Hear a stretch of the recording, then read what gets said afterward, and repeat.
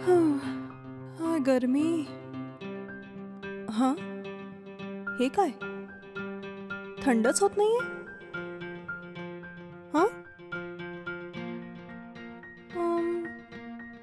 छे, विचार करत होती एवढ्या उन्हाळ्याच्या गरमीमध्ये एसी मध्ये जाऊन बसते, पण आता हा एसी पण सुरू होत नाहीये. छी, आता काय करू?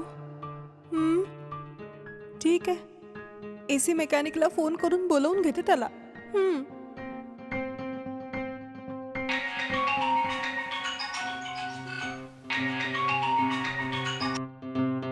हॅलो. Hello sir. हा बोला मॅडम. सर, एसी सर्व्हिस म्हणून गुगलवर सर्च करत होती. तुमचा नंबर दिसला ओके, तिथे. मॅडम. मला वाटतं आमच्या घरचा एसी जरा खराब झालाय. थोडं लवकर येऊन बघू शकता का सर? नक्कीच येईन मॅडम, पण तुम्ही बोलताय कुठून? हां, LM Nagar sir. Okay madam, मला ऍड्रेस सांगता का? New number 22, old number 72, okay. SR apartments, Andheri, LM Nagar. Okay madam, मी आता तुमच्याच एरियामध्ये आहे. एका सर्व्हिसिंगसाठी आलो आहे. अच्छा. थोड्या वेळातच इथलं काम संपेल मॅडम, त्यानंतर तुमच्याकडे येतो. ओके. हां, थोडं लवकर या सर. Okay madam. ठीक आहे, ठेवते मी.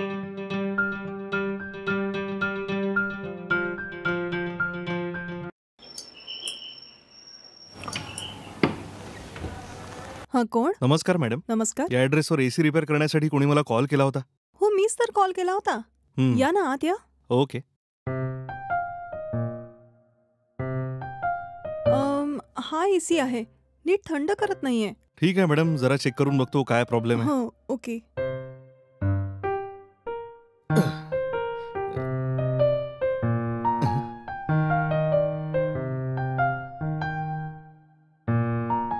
मॅडम, रोलर फॅन मध्ये काही प्रॉब्लेम आहे असं वाटतंय मला. तुम्हाला काही काम असेल तर तुम्ही जाऊन करू शकता. याला खूप वेळ लागणार आहे.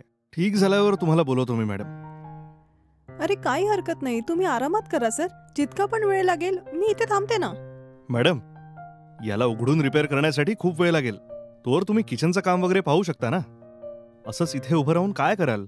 अरे काही प्रॉब्लेम नाहीये सर, मी सगळं काम आधीच संपवलंय. मी इथेच वाट बघते. तुम्ही तुमचं काम करा ना. ठीक आहे मॅडम.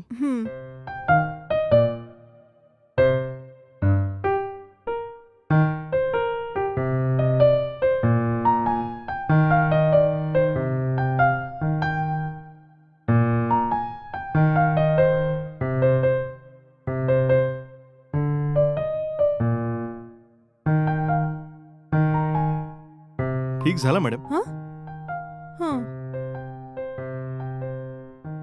पुढच्या वेळी काहीच प्रॉब्लेम होणार नाही. कूलिंगही चांगलं होईल. ओके.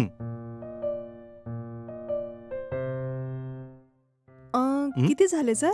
500 रुपये झालेत मॅडम. ओके, 1 मिनिट थांबा. हे घ्या. Thank you so much madam. Madam, मी काही विचारलं तर तुम्हाला वाईट तर नाही वाटणार ना? जोर मी रिपेअर करत होतो तोवर तुम्ही तिथेच उभ्या होतात. मी म्हणालो कुठलं दुसरं काम असेल तर तुम्ही करू शकता. रिपेअर झाल्यावर तुम्हाला मी बोलवीन, पण तरी तुम्ही उभ्या राहिलात. असं का मॅडम? खरं सांगायचं झालं तर ही बेडरूम आहे ना, बरेचसे लोक बेडरूम मध्ये येऊन एसी मध्ये हिडन कॅमेरा सेट करतात असं बऱ्याच न्यूज मध्ये ऐकलंय ना. अशा न्यूजला ऐकून जरा मला भीतीच वाटते. म्हणूनच मी कुठेही न जाता तिथेच उभी राहते. म्हणूनच मला कळलं मॅडम, तुम्ही असं उगाच तिथे उभं राहू शकत नाही. Anyway, no problem madam. तुमच्या पॉइंट ऑफ व्ह्यूनी हे ठीकच आहे. तुमच्या ओळखीच्या कोणाला जर गरज पडली तर तुमच्याकडे माझा नंबर आहेच, तो द्याल त्यांना मॅडम. हो, जर कोणी विचारलं तर मी नक्की सांगेन. Okay madam, thank you. Okay sir. Okay, thank you so much madam. अच्छा, ठीक आहे.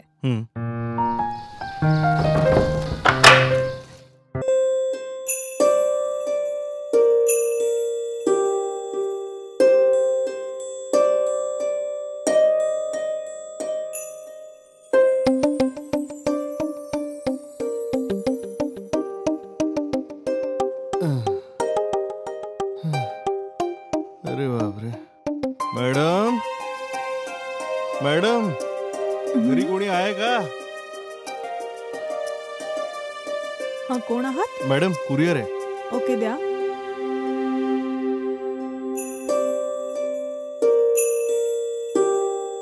यावर साइन करा मॅडम.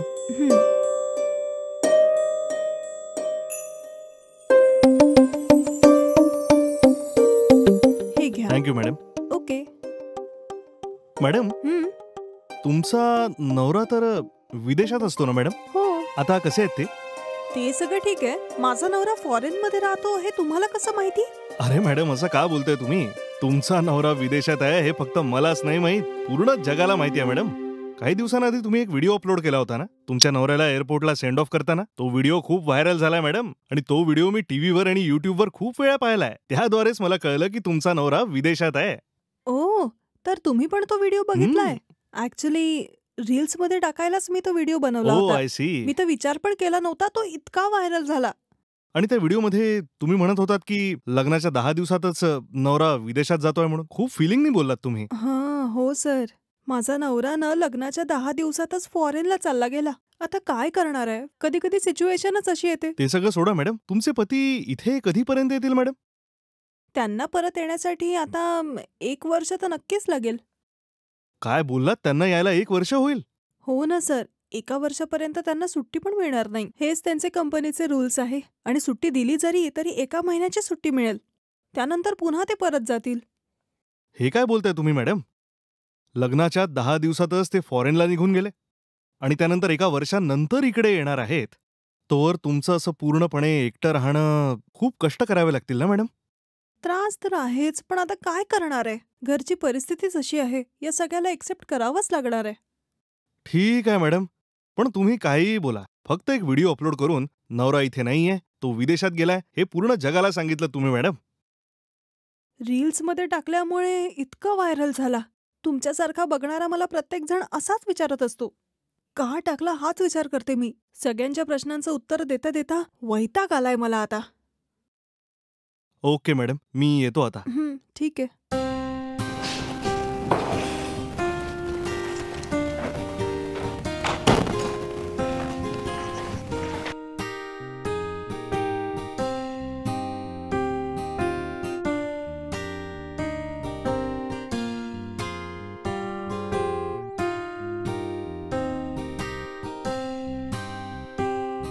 सर, तुम्ही माझं चेक पेमेंट लगेच क्लिअर कराल असं म्हणला होतात.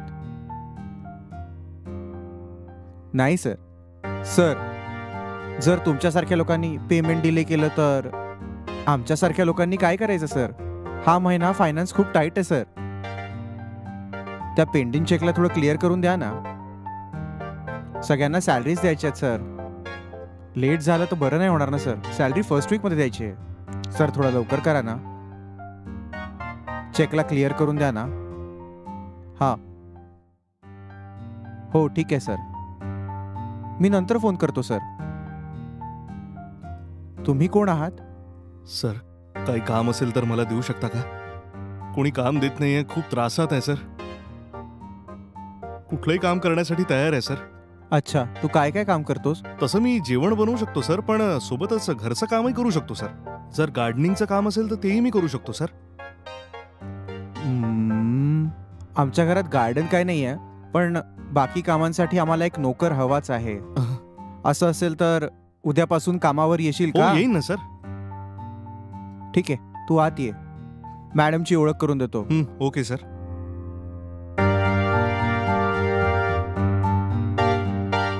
निशा,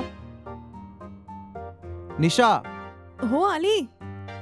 कुठे आहेस तू? येते हो, थांबा ना. काय झालं? का बोलवलं? हा कोण आहे? मी याला आपल्या घराचं सगळं काम करायला ठेवलंय. म्हणतोय की स्वयंपाकही करेल आणि घरातली बाकी कामं पण करेल. तसंही अच्छा. आपल्याला घरातली कामं करायला एक घरगडी तर हवाच आहे ना. तुलाही तो मदत करूच शकतो, म्हणून याला काम दिलंय. तुझी ओळख करून द्यायला बोलवलं. अहो ऐका, माणसं कसं काय घरचं काम आणि किचनचं काम करू शकतील? या सगळ्यासाठी बाईच ठीक अरे, राहील.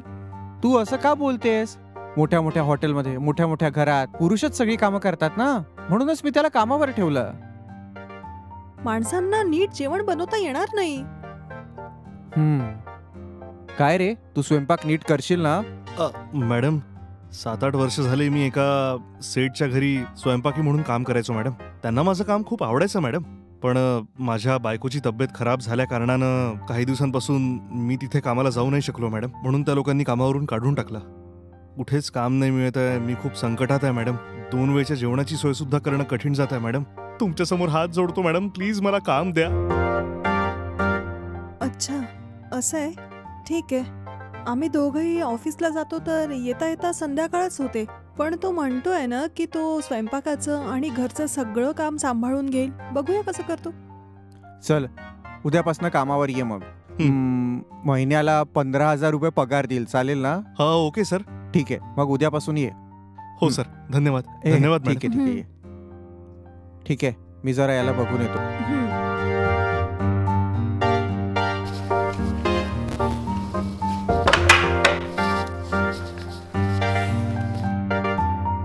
ये.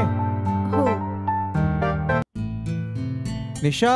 हा अरे निशा, थांबा हो, जरा 2 मिनिटात आली. किती उशीर झालाय. 1 तासापासून हेच बोलतेस तू. ते लग्न संपून जाईल, लवकर ये ना.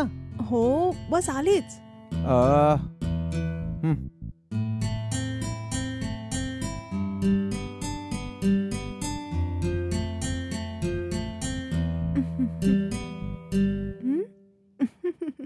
हे हं? तू दिसायला इतकी छान दिसते, हम्म. अगदी ऐश्वर्या राय सारखीच. चला निघायचं का? अरे तू तू आत काय करत होतास? अरे बापरे, तू त्याला आत नाही पाहिलं का? नाही मी तर नाही पाहिलं. हं? साहेब, अलमारीची काच खराब झाली होती म्हणून त्याला साफ करायला गेलो होतो. आत लाईटचा प्रकाश कमी होता हो, म्हणून काहीच दिसलं नाही मला. आतमध्ये आहे हे जाणून न घेता मी कपडे पण बदलून घेतले.